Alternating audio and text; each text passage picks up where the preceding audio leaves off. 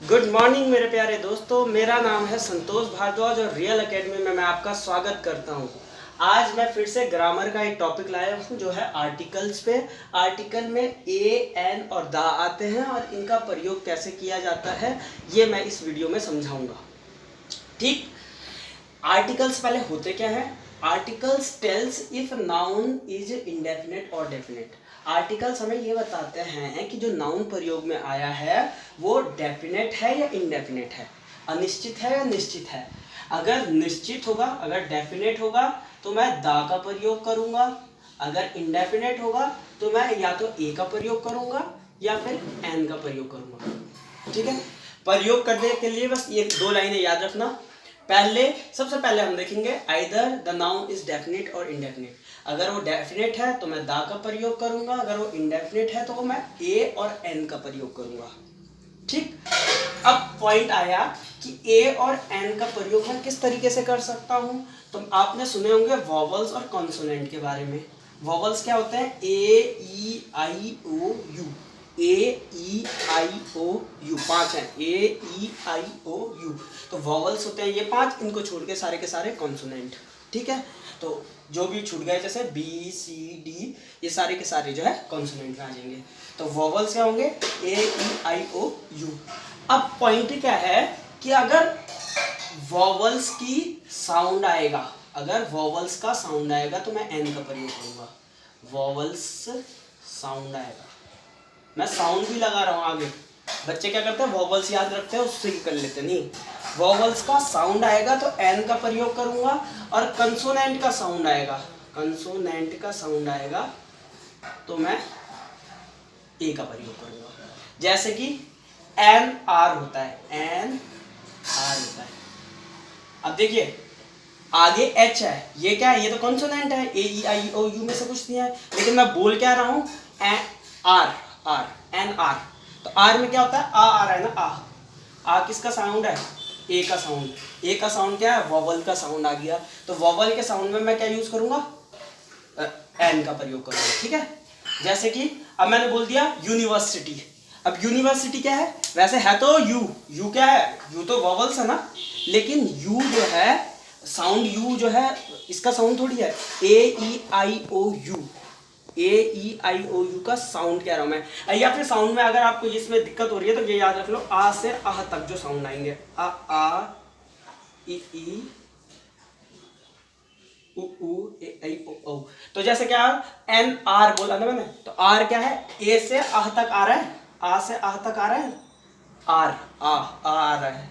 फिर मैंने बोला यूनिवर्सिटी, यूनिवर्सिटी इनमें से कुछ में या आ रहा है, तो या तो कंसोनेंट वाला साउंड आ गया, तो मैं क्या बोलूंगा? In a university, I am reading in a university. ठीक है, मैंने बोल दिया इन अ क्लास, क्लास के लिए भी मैं यही यूज करता हूं।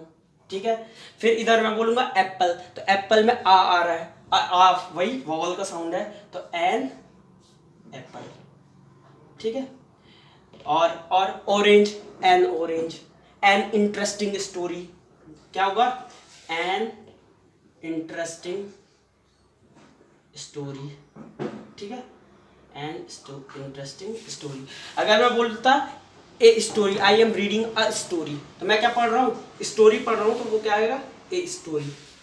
तो यहाँ पे तो ए, ई, आई, ओ, यू वाला साउंड है ही नहीं, या आ से आ तक वाला साउंड है ही नहीं, ऐसे सा है, तो क्या होगा? A story. लेकिन यहाँ पे मैंने इंटरेस्टिंग स्टोरी बोल दिया तो ई आ गया, तो एन इंटरेस्टिंग स्टोरी, तो ई आ गया तो एन आ जाएगा। ठीक है, अब देखिए, अब यहाँ पे मैं एक ही चीज, लाइन को जो है मैं 3 तरीके से बोलता हूँ। मैं बोल रहा हूँ I am reading a story, I am reading a story. दूसरा साउंड, दूसरी लाइन मैंने बोल दी I am reading an interesting story. A और एन का तो मतलब समझ में आ गया। अगर मैंने बोल दिया मैं रामायण पढ़ रहा हूं, तो I am reading the Ramayana. ठीक, तो जब मुझे डेफिनेट है, पता है मैं रामायण पढ़ रहा हूं, कौन सी स्टोरी है ये भी मुझे पता है कि मैं रामायण पढ़ रहा हूं, तो मैं क्या बोलूंगा? The Ramayana, I am reading the Ramayan.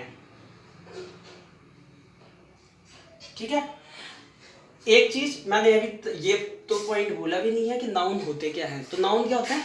The name of person, place और थिंग। तो ये आप पार्ट ऑफ स्पीच में पढ़ चुके होंगे, नहीं तो इसके लिए मैं एक वीडियो अलग से लेके आऊँगा। तो the name of place things, ठीक है, तो उनके लिए हम नाउन का प्रयोग करते हैं। और जिसमें अगर वो नाम डेफिनिट है तो जो है दा का प्रयोग होगा, इनडेफिनेट है तो ए या एन का प्रयोग होगा।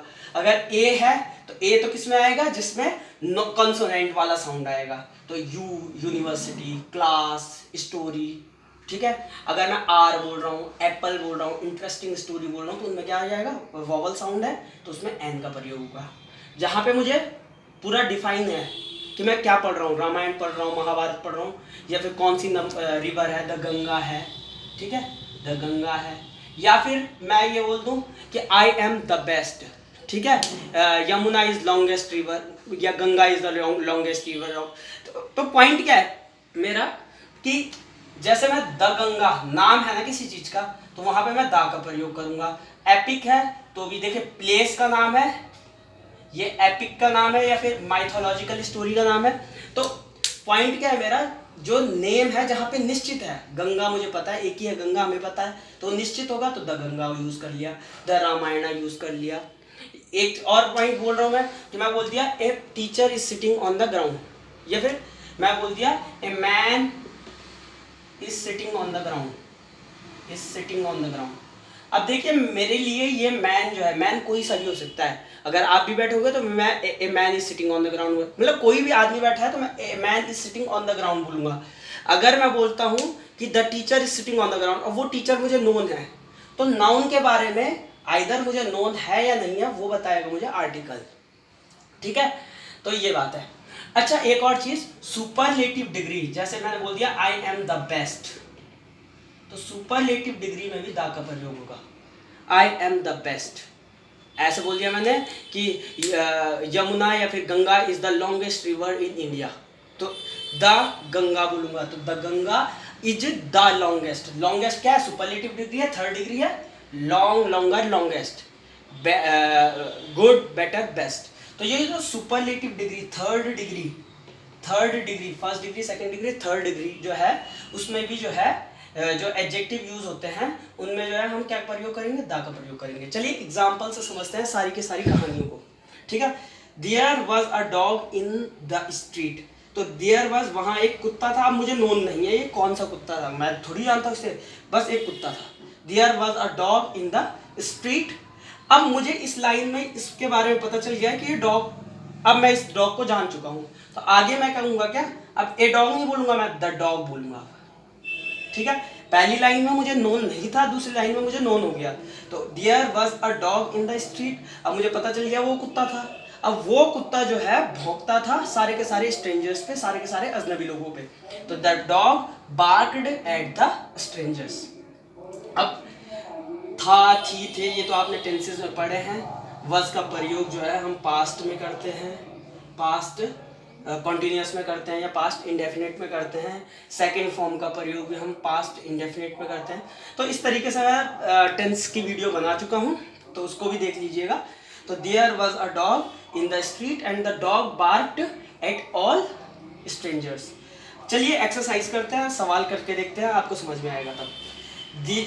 There lived dash teacher. अब देखिए टीचर मुझे पता नहीं है, अभी कोई टीचर है, वहाँ कोई टीचर रहता था, तो मैं क्या बोलूँगा, देयर लिव्ड अ टीचर। अब देखो पहली चीज़ तो ये इंडेफिनेट है, तो अब इंडेफिनेट है तो ए और एन आ सकता है। अब टीचर टा आ रहा है तो वोवल का साउंड तो है नहीं, कॉन्सोनेंट का साउंड है, तो क्या आ जाएगा, ए, ठीक है। अब मैं बोलता, अगर मैं देयर लिव्ड इंटरेस्टिंग टीचर, तो तब मैं बोलता there lived an interesting teacher, ठीक है। तो अभी इंटरेस्टिंग तो है नहीं यहाँ पे, तो देयर लिव्ड अ टीचर। और फिर क्या है, डैश टीचर वाज काइंड। अब मुझे ये टीचर नोन हो चुका है, तो अब मैं क्या बोलूँगा, the teacher was kind, the teacher was kind. अगला है the child found dash empty bag. अब एम्प्टी में ये ई है ना, ये साउंड पहले तो वॉवल से अपने आप में साउंड भी वॉवल का ही दे रहा है, एम्प्टी, ए आ ई उ ए आई ओ औ आ तक जा रहा है ना, तो ए से आ रहा है, तो क्या आ जाएगा, an empty bag. The child found an empty bag. Dash lotus is a national flower. अच्छा, जहाँ पर भी जो है ऐसे आएगा कि लोटस भी पता है हमें कि नेशनल फ्लावर है, या फिर मैं बोल दूंगा the tiger is our national animal, या फिर मैं बोल दूंगा कि मतलब जो भी ये national flower, national animal, national bird, तो इनमें मैं क्या प्रयोग करूंगा, द का प्रयोग, the lotus is our national flower. अब देखिए, अब ये सुपरलेटिव डिग्री का प्रयोग कर रहा हूँ मैं, यहाँ पे मोस्ट का प्रयोग हो गया, तो मोर, मोस्ट, ठीक है, मच, मोर, मोस्ट, तो मोस्ट सुपरलेटिव डिग्री है, थर्ड डिग्री है, तो इसमें क्या होगा, Geeta is the most beautiful girl in the class, ठीक है।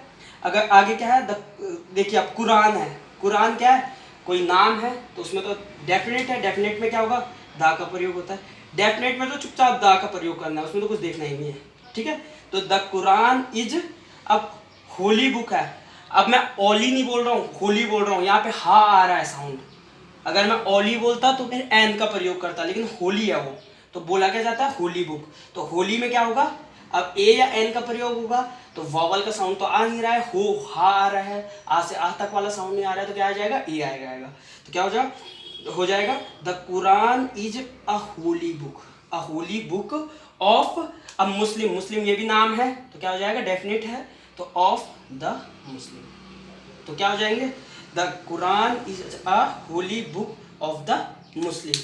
तो इस तरीके से यह मैंने 5 सेंटेंस लिखे हैं, जिससे कि आपको ये पूरा का पूरा कॉन्सेप्ट समझ में आ जाए। तो इस तरीके से आर्टिकल मैं यहाँ पे वीडियो ख़त्म कर रहा हूँ, उम्मीद करता हूँ समझ में आ गया होगा। अगर कुछ समझ में ना आया हो तो कमेंट सेक्शन में लिखिए, मैं उससे रिलेटेड एक दूसरी वीडियो बनाऊँगा जिसमें आपका कॉन्सेप्ट क्लियर हो जाएगा। देखने के लिए शुक्रिया, धन्यवाद।